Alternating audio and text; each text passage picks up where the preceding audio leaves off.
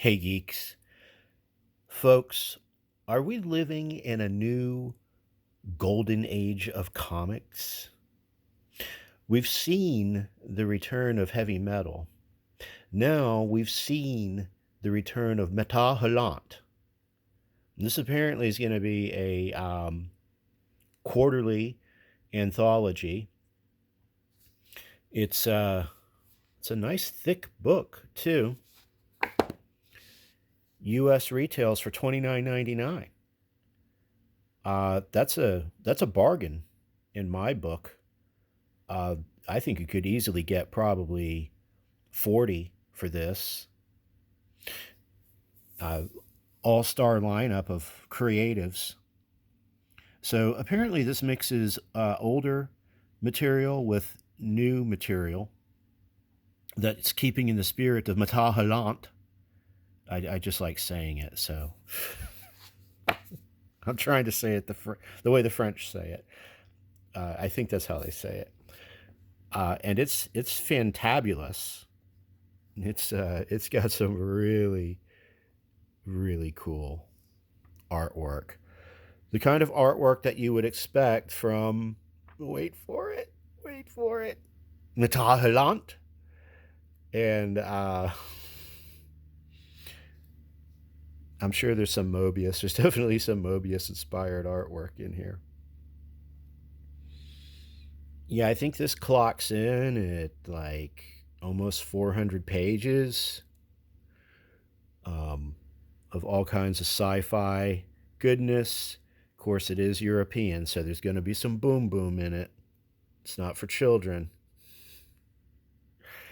Um, this one here is like, I thought this was Pepe Moreno, but it's not. It's this guy. He's a kind of a newer talent, James Stokey or Stoko. He has been doing some fantastic work on Godzilla. He reminds me a lot of Pepe Moreno, though. I wouldn't be surprised if he was influenced by him. Yeah, just a ton of a ton of a ton of talent in this. Yeah, this is some Mobius. I don't think I've ever seen this before.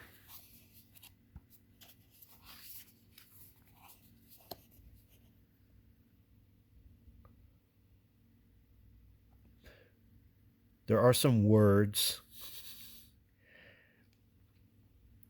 If you don't mind some words that get in the way of your art, your comic experience. There's the master himself. Interesting.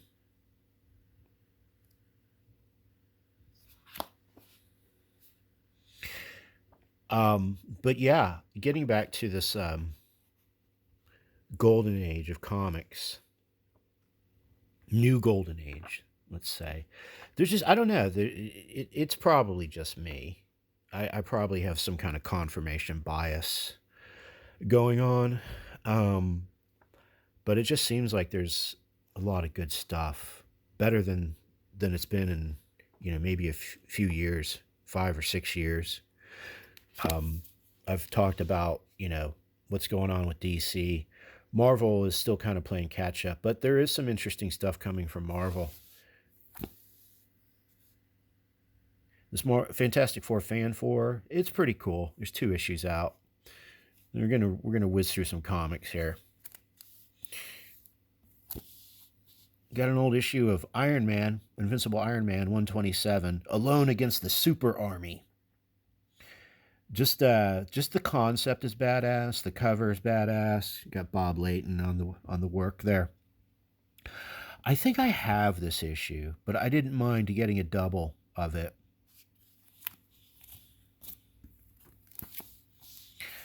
Issue number 1 of Superpowers by Jack Kirby, a favorite of the channel, a favorite of everybody's channels. I have Superpowers in trade paperback.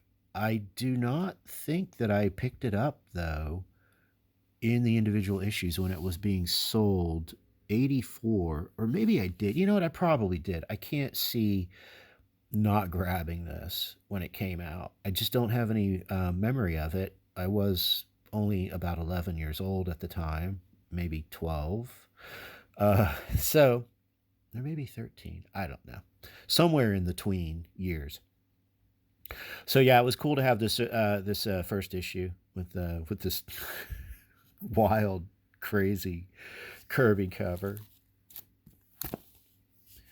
What is this? Oh, Battle Beast number 2. I did get issue number 1 too. So I am only a little bit familiar with the Invincible universe through the Amazon Prime show. I watched the first season, got a little bit into the second season, have not read any of the comics. But when I saw that this was the first sort of like Invincible universe title other than Invincible, Battle Beast, I grabbed it. So I've got issue number 1. This is issue number 2 for $3.99. Can't beat it. Oh yeah, these look really cool. Aliens versus Avengers, and I bought these as back issues, but I believe they're all first print. They didn't have issue number 1 at my LCS, but I ordered that, and I just got that in the mail recently. Um, these look really cool. So as crossover books go, which I usually consider to be kind of like gimmick books, um, I've been really impressed with the artwork in these. The writing, I've read a little bit of them, just kind of thumb through them. The writing seems pretty cool. The concept seems pretty cool. It is Jonathan Hickman after all. Um, because I was just looking at this book, was not impressed with the artwork at all. It was just kind of the Marvel House style, which Godzilla versus Avengers deserves better. And some of these Godzilla crossover books, like Godzilla Hulk, Godzilla Spider Man, artwork was very cool. I haven't looked at Godzilla Thor yet. I have it. But yeah, I found this to be just kind of generic, and I demand better of this type of team up. This artwork was much more interesting in these books, so I'm probably going to do a video on these books. I think they are 4 issues or maybe 6. I'm hoping it's 6 because I want this concept to continue. Um, New Gods number 7. I think this is the latest issue. This is a really good title. I've been enjoying this. It's slowed a little bit for me. The pacing has slowed a bit. Waiting for some more action. I think that's going to start in the next issue. But been loving the artwork. Typically, there are 2 artists in the book, and Ramvi's writing has been very good. I wouldn't put it up there with what he was doing with Batman Detective Comics, but this for a New Gods book though. This is he's doing it justice. He's doing it Justice League. No pun intended. So yeah, I've been digging that. She is back. I guess this was a Kickstarter situation. So I'm vaguely familiar with the She story, but there's just a ton of comics to read backstory. But they do a good synopsis in this. So in the past 15 years, she has gotten married to a cop, had a child. Her daughter is now a teenager. The cop has been pegged for manslaughter, I think. He's in jail. She's divorced him. She's raising her child as a Catholic and has basically retired from being a badass samurai killer and dispenser of justice. And she's, of course, being drawn back into the world of martial arts assassination and so forth. So good jumping on point, I think. Superman Unlimited number 2. I have issue number 1. Haven't read either one yet, but I've been really digging some of the Superman stuff that's coming out of DC lately. Just a lot of things coming out of DC. Star Trek Omega. I can't figure out if this is a one shot or not. I think it is. It's supposed to be kind of just a wrapping up a bunch of loose ends of this epic saga they had with Star Trek Defiant and Star Trek Alpha, I believe. I guess there were like 2 concurrent storylines, and so yeah, evidently I'm going to have to go read those to to understand what's going on here. So, decisions. Youngblood 3. Um, yeah, I read the first two issues of this. I've thumbed through this one. It's even more Liefeld than Liefeld. I don't know how else to describe it. New history of the DC universe. This is very cool. This is very cool. There's been there's been some controversy about this book. I'm not going to get into that. I don't even know what they're talking about. But this was very cool. It gives you an illustrated history of the early DC universe, and then it gives you. But even better is at the second half of the book, it gives you like the specific events that happened with the specific characters in the year that the particular comic book was published, and of course the issue number. So you could literally take this and piece together all those individual issues.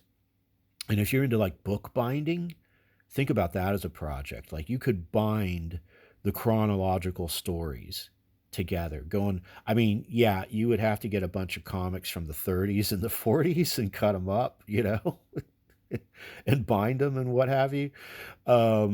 And I'm hoping that DC like does that. I'm hoping that this is kind of like the precursor to that project, because you could take those chronological issues and put them in omnibus size, or DC finest size, and sort of create those sequential stories.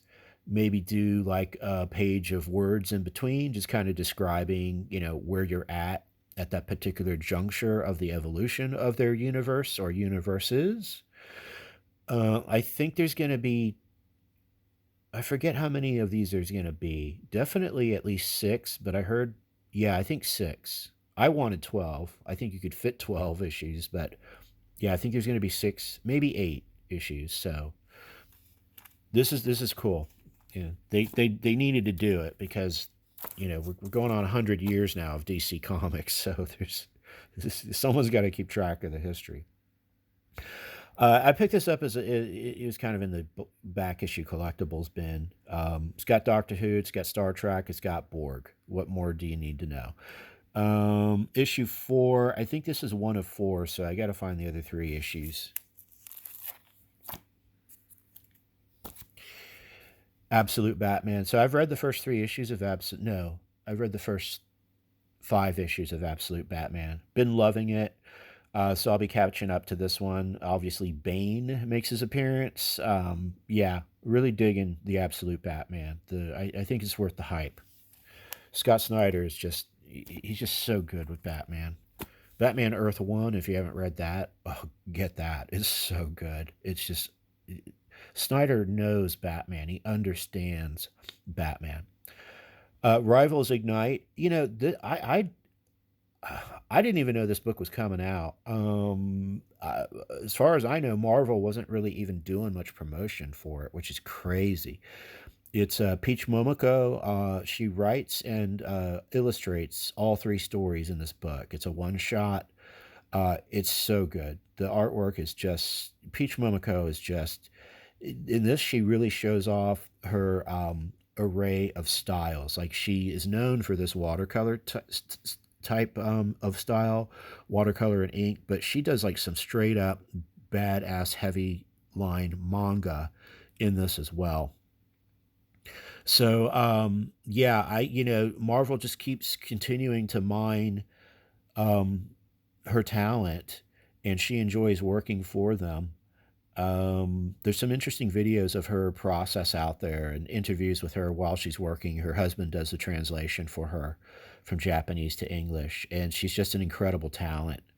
And she's kind of all in with Marvel. I'd love to see her do some stuff outside of Marvel, but I think she's happy just right now working for Marvel, and I think Marvel just kind of lets her do her thing. I think they give her a little bit of direction, and that's the way it should be. Just let Peach cook, man. Let her do her thing. I'd like to see her get into I'd like to see them give her a more regular series, and really take more of I'd like to see her take more of a prominent position in output. But given the type of art she does, yeah, she's probably not a fast artist, which you can tell she puts a lot of care into her work. Resurrection Man, another Ram V book. I do have books 1 and 2, and I think I got book 4 just recently. I think it's a 4-issue series. I don't know too much about Resurrection Man, but I thumbed through this and it looks really interesting. Again, Ram V, so you're going to have, good character, good dialogue, and a lot of sort of like spiritual and, as you can see, quantum karma. So, yeah, this is right up Ram V's alley. Again, just, more excellent comics. These are just really has been enjoying these. And I just don't remember, in my history, so many quality books coming out, at the same time. So, and fun, crazy stuff too. Like, I don't know if I would call, you're not gonna like get scholarly reading Liefeld, Youngblood, but the zaniness, just the over the top art is what you come for with them, and that's what you get. So, yeah, a lot of good stuff, a lot of good stuff. Wait a minute, what else do we have here? We got some old school stuff. Astronauts in Trouble, graphic novel, trade paperback, I guess. I don't know. Collected. I always feel like this is more of a recent book, but it's not. These came out like in 2005 or 2006. But this is sort of a near-term sci-fi, what do you call it? Speculative fiction or speculative science fiction. And yeah, I dig it. I had an issue of these that I bought, a back issue, and so I decided to go all in on the. I think this is the collected work. There may be others, but for as far as I know, that's the collected work. Speaking of crossovers, Ultraman versus Avengers. I mean, I resisted, but I just gave in. It's Ultraman. It's the Avengers. You know, it's Galactus. Um,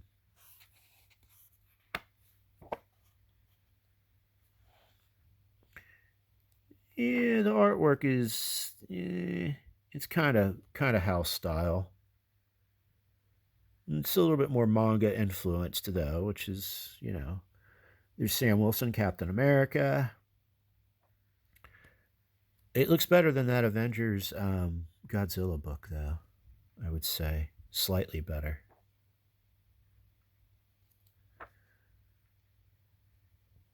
Yeah, so we're getting some Sam Wilson Avengers in here, which is cool. I like the Sam Wilson Captain America because he's kind of like Batman. He's got to try to figure out how to hold his own against god level beings. I've been collecting these Exo Man awards. I've read the first three, at least of this iteration of it. This is volume 6. This was kind of I think this is the reboot. The reboot. There's Shadow Man.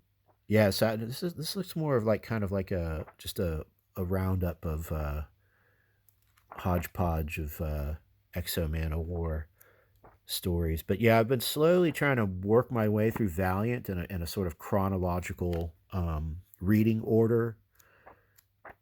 So, and these are like $9 retail, but if you go to like used bookstores like Second and Charles, you can find them for like $5. Man, that robot's cool.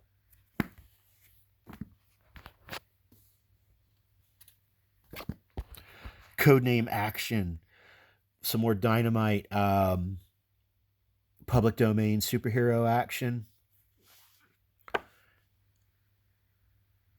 Let's see, we got the Green Hornet and Kato, Black Venus, Operator 5. I'm not familiar with Operator 5.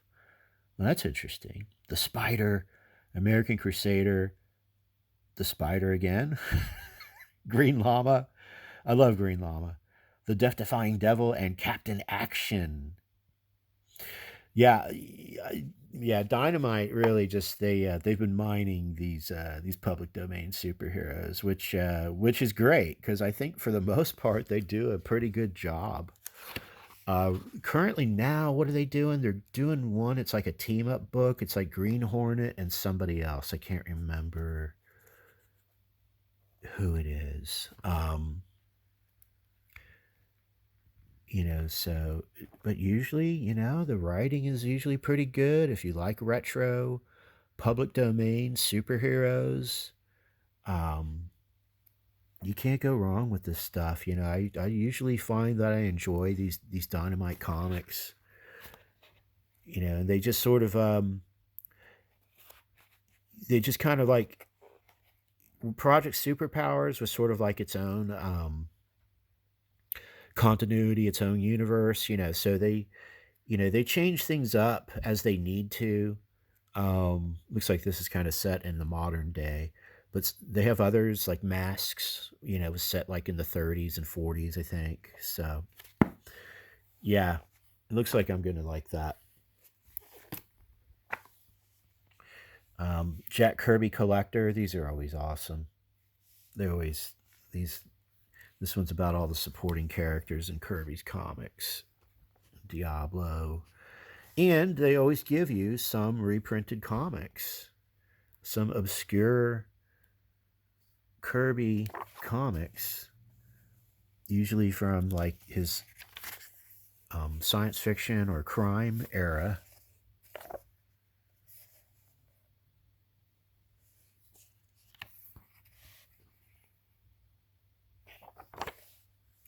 You always get some really good pencils.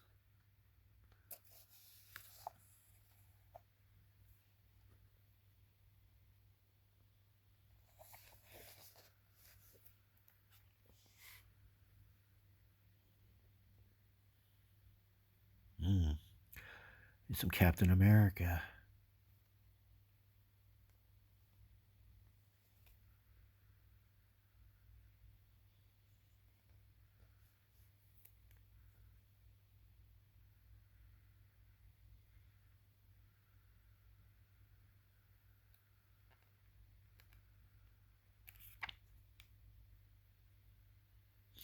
One of these days, I got to get to the Kirby Museum. They have a good channel on YouTube, though. Check them out. They walk through a lot of his books.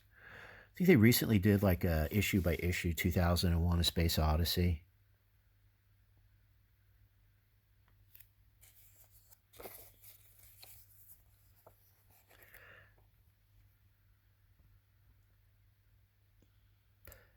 Yeah, I love me some Kirby Collector.